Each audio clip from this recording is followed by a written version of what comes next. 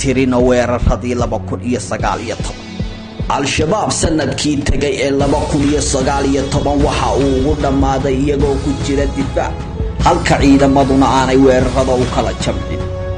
in ka badan 30 weerar ayay qaadeen ciidamada xoogga dalku, kuwaasoo isugu jiray kuwa lagaga safaynaya deegaanada iyo kuwa deegaano cusub lagala wareegay.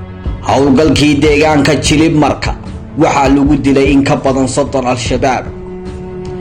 howlgalkii lagu feliyay deegaanada Balad al-Aamin ee hoostaga Awdheegle Shabeellada Hoose waxaa lagu dilay 5 ka tirsan saraakiisha xarakada Al-Shabaab.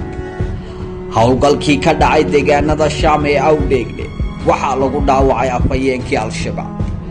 howlgalkii ka dhacay deegaanka Leega oo hoos yimaada degmada Walaweyn waxaa lagu dilay horjooga Garduub oo u qaabilsanaa lacagaha baada ay shacabka ka qaadaan.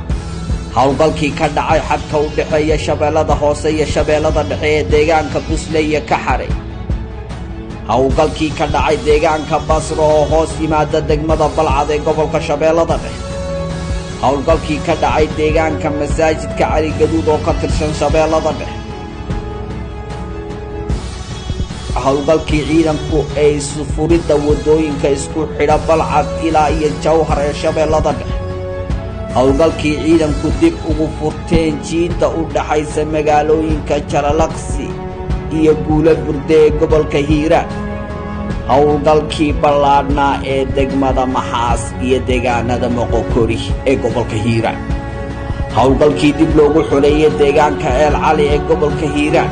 howlgalkii deegaanada Goofguduud, Buure, Walad, Arbasle ee gobolka Baay.